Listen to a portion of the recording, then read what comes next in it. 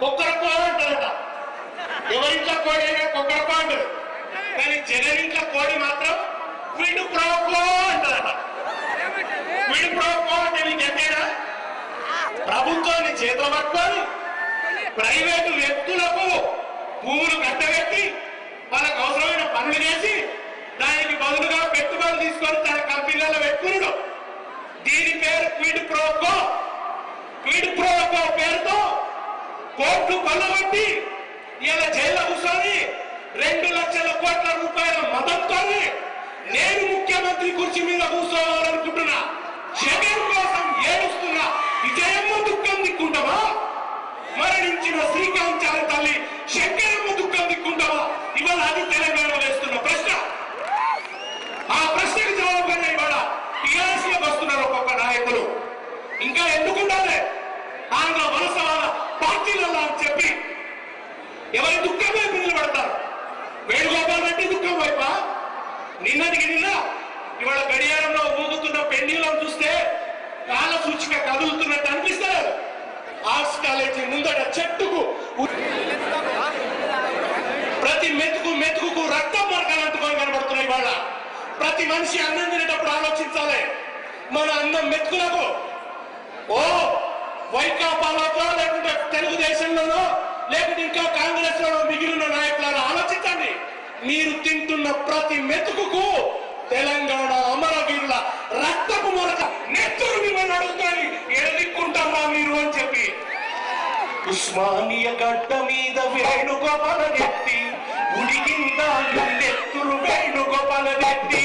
ఉస్మానియ గడ్డ మీద వేణుగోపాల నెత్తి ఉడికిందా నెత్తురు వేణుగోపాల నెత్తి.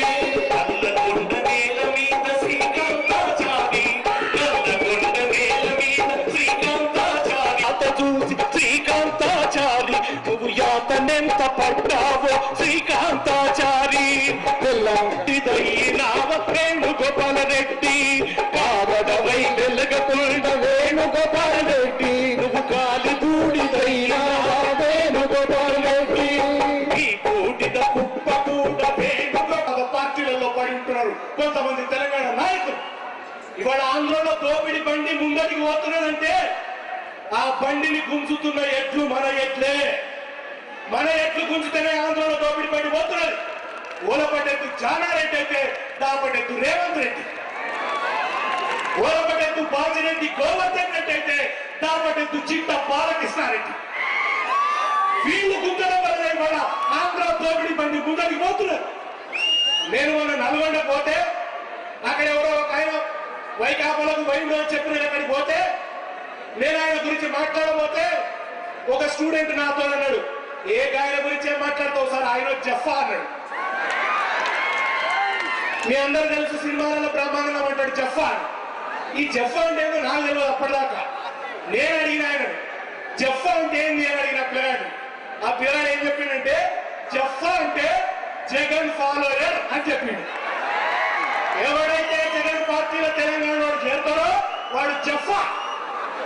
జగన్ పార్టీలో చేరిన తెలంగాణలో ఏమనాలి? జగన్ పార్టీలో చేరిన తెలంగాణలో ఏమనాలి? జఫాలంటే ఎవరు? జగన్ పార్టీలో చేరేటాడు. ఈ జఫాలు రంగారెడ్డి జిల్లా నేల మీద పుట్టడానికి వీల్లేదు, నిలబడడానికి వీల్లేదు. అది చెప్తున్నది వాళ్ళ. ఇవాళ సుధీర్ కుమార్ గారు ఎదుర్కొన్న, సుధీర్ రెడ్డి గారు ఎంచుకున్న మార్గమే తెలంగాణ కోరుకుంటున్న మార్గం. ఇవాళ ఆయన ఎంచుకున్న మార్గమే తెలంగాణ ఆశిస్తున్న మార్గం. ఆ మార్గంలోనే పోవాలి. వైకాపా అంటే ఏందనుకున్నారు మీరు? వైకాపా అంటే దాని ఫుల్ ఫామ్ వైఎస్ కాంగ్రెస్ కలిసి చేసిన పాపాల ఫలితం. వై అంటే వైఎస్, కా అంటే కాంగ్రెస్, పాపాల ఫలితం వైకాపా. వీళ్ళు చేసిన పాపాల ఫలితంగా ఇవాళ ఈ పార్టీలు పుట్టుకొస్తుంది. ఏమైతుంది జగన్ గారికి అధికారంలో కూర్చుంటే? ఆమె చెప్తున్నారు ఎవరు? షర్మిల. జగన్ వస్తాడు, హైదరాబాద్ లో ఉన్న భూములు కూడా దోసుకపోతాడు, మళ్ళా ఇంకో 2 టీవీలు పెట్టుకుంటాడు, మళ్ళా 4 పత్రికలు పెట్టుకుంటాడు. తెలంగాణ వస్తారు మాట్లాడలేదు. జగన్ ముఖ్యమంత్రి కావాలి. ఎందుకమ్మా? మా మీద ఉక్కుపాదం పెట్టి తొక్కేటందుక, మా ఉన్న భూములు ఉడ్చుకపోయేటందుక, మా కృష్ణ నీళ్లు తుంగభద్ర నీళ్లు అక్రమంగా రాయలసీమకు దోచుకపోయేటందుక, వేట కత్తుల సంస్కృతిని హైదరాబాద్ కు తెచ్చేటందుక, నీ ఫ్యాక్షనిస్టు పాపపు పాదముద్రలు హైదరాబాద్ మీద వేసేటందుక? ఎందుకోసం కావాలి? ఎందుకోసం రావాలి జగన్? ఎందుకోసం కోరుకోవాలి తెలంగాణ ప్రజలు? ఇలా జగన్ కోరిక ముఖ్యమంత్రి కావాలని. ఇంతకుముందు కేసీఆర్ గారికి బ్రాహ్మలు మీరు ముఖ్యమంత్రి కావాలని ఆశీర్వించబోతే ఆయన ఆపిడు. నా కోరిక అది కాదు. నాయకులు కావాలనో సింహాసనాల మీద కూర్చోవాలనో ఆయన కోరుకోవడం లేదు. కూడా ఏం కోరుకుంటాడు కేసీఆర్ గారు? తెలంగాణ రాజ్యం రావాలి. వ్యక్తుల రాజ్యాలు కాదు, వ్యక్తుల స్వార్థపరుల రాజ్యాలు కాదు, ప్రజల రాజ్యం. తెలంగాణ ప్రజలు కోరుకుంటున్న రాజ్యం రావాలని చెప్పి అట్లా ఆశీర్వదించొద్దని చెప్పి బ్రాహ్మణులతో చెప్పిండు ఆయన కేసీఆర్ గారు. అది వాళ్ళు కోరుకుంటున్నది తెలంగాణ. తెలంగాణ రాజ్యం కావాలి, వీళ్ళ రాజ్యాలుగా. ఈ మధ్య చంద్రబాబు నాయుడు అట పాదయాత్ర చేసుకుంటూ పాట పాడుతున్నాడట. ఏం పాట తెలుసా? పోతే పోనీ పోరా ఈ పాపపు జగతిలో శాశ్వతమెవడురా, పోతే పోనీ పోరా అని పాటలు పాడుతున్నాడు. పక్కకున్నాయని అడిగిండట, ఏం సారు మంచి పాదయాత్రలో హుషారు పాట పాడాలి కానీ గిట్లా పాడుతున్నట్టే మరి ఏం చేయాలి? నా పార్టీ మూలవాసం దెక్కలించుకొని పోచారం శ్రీనివాసరెడ్డి వాయ్, నా పార్టీ నిట్టాడు తీసుకొని జోగు రామన్న వాయ్, నా పార్టీ నడివిసరం తీసుకొని నాగం జనార్దన్ రెడ్డి వాయ్, ఆయనతో గడప కూడా తీసుకొని గొప్ప గోవర్ధన్ వాయ్. ఏమని తప్పునాదిరా ఏంటంటే సుధీర్ రెడ్డి అది కూడా పెకిలించుకొని వచ్చాయి. ఇక ఏమున్నదని నా పార్టీలో పోతే పోని అని పాడుకుంటూ పోతున్నాడట. ఎవరి కోసం ఎవరున్నారు? పొండిరా పొండి, నా కాలం కర్మం కలిసి వస్తేనే రండిరా రండి అని పాడుకుంటున్నాడట.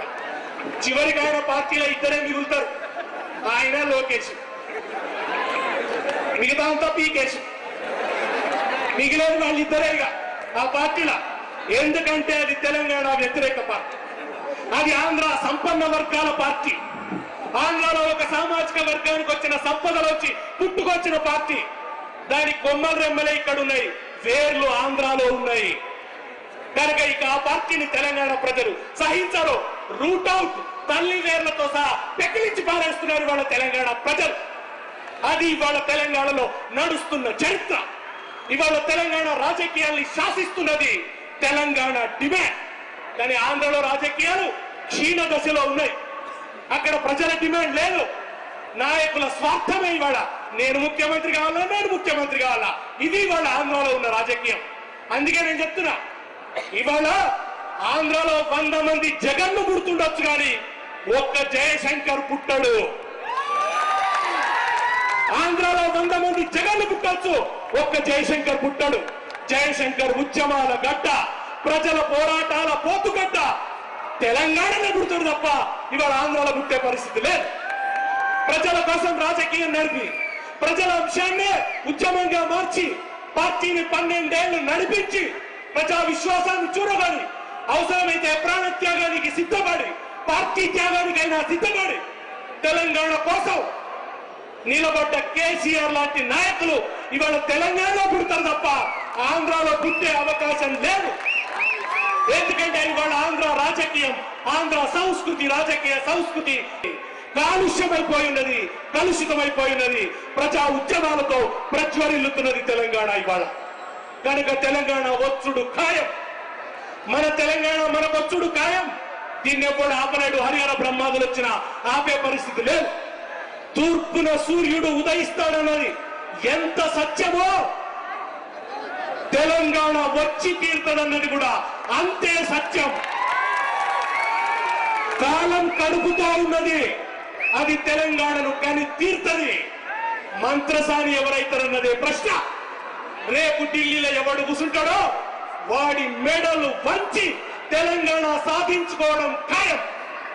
గులాం గిరికి గోరి కట్టి గులాబీ జెండాలు పార్లమెంట్ హౌస్ లో గులాబీ కండువాలు మెడలో వేసుకొని 17 మంది ఎంపీలు కథను తొక్కుతుంటే ఆ ఢిల్లీ గద్దె గుండెల్లో రైళ్లు పరిగెత్తడం ఖాయం.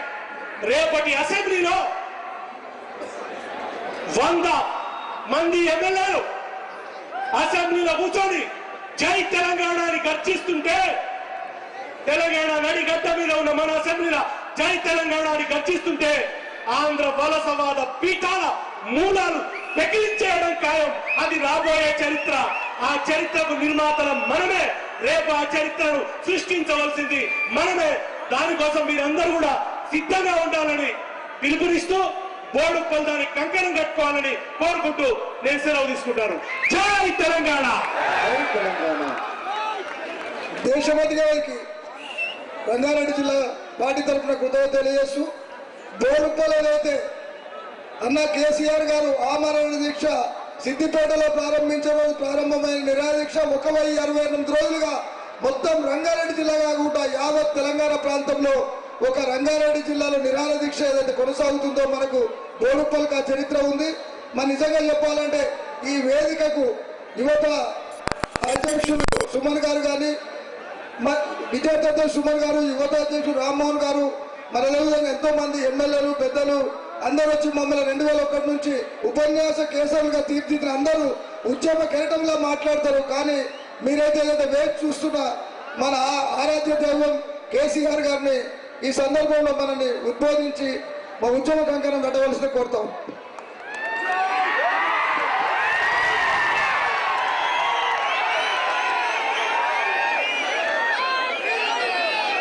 రంగారెడ్డి జిల్లా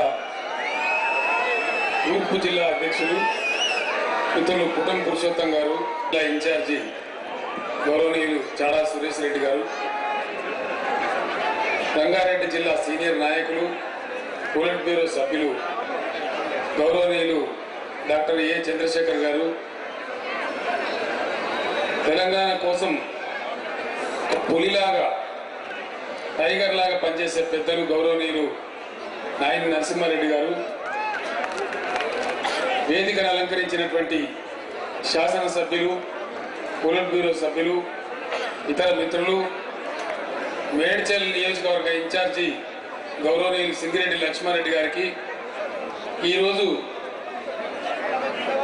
మీ అందరి ఆదరాభిమానులను మూటగట్టుకొని ఖచ్చితంగా నేను కూడా తెలంగాణ వైపే పోవాలి, తెలంగాణ వైపే నిలబడాలని నిర్ణయించుకొని నాకు అత్యంత ఆప్త మిత్రులు, గత 30 సంవత్సరాలుగా సన్నిహిత మిత్రులు గౌరవనీయులు సుధీర్ రెడ్డి గారు, వారి వెంట కంకణబద్దులై వచ్చినటువంటి అనేక మంది మాజీ సర్పంచులు, మండలాధ్యక్షులు, అనేక హోదాలలో పనిచేసినటువంటి పెద్దలు, కార్యకర్తలు, సభలో ఆసీనులై ఉన్న పులిబిడ్డలైన నా తెలంగాణ అన్నదమ్ములకు, అక్క చెల్లెళ్లకు, పాత్రికేయ మిత్రులకు అందరికీ తెలంగాణ ఉద్యమ వందనాలు. మిత్రుడు దేశపతి శ్రీనివాస్ గారు చాలా విషయాలు చెప్పినారు. రంగారెడ్డి జిల్లాలో మీకు డాక్టర్ చంద్రశేఖర్ గారి మాటల్లో చెప్పినారు, మా జిల్లా ఎప్పుడైనా ఇంతే సార్, కొద్దిగా లేట్గా అంటుకున్నది మాత్రం మామూలుగా మండది. నేను కూడా ఇక్కడికి చాలాసార్లు వచ్చాగా ఇట్లాంటి సభలు మాట్లాడలేదు. విషయాలు ఇంకా బాగా మీరందరూ తెలుసుకోవాల్సిన అవసరం ఉంది. కొన్ని విషయాలు ఈ సందర్భంగా మీకు చెప్పడం నా బాధ్యతగా భావించి నేను చెప్తా ఉన్నా. 1948 తర్వాత 8 సంవత్సరాల పాటు హైదరాబాద్ స్టేట్ పేరుతోని తెలంగాణ రాష్ట్రం, మన రాష్ట్రం మనకే ఉండే. బోరుల రామకృష్ణారావు గారు నాటి తెలంగాణ ముఖ్యమంత్రిగా ఉండి, ఆంధ్ర వాళ్ళు మద్రాసు నుంచి 1953లో విడిపడి వాళ్ళు కర్నూలు రాజధానిగా ఆంధ్ర స్టేట్ కూడా ఉండే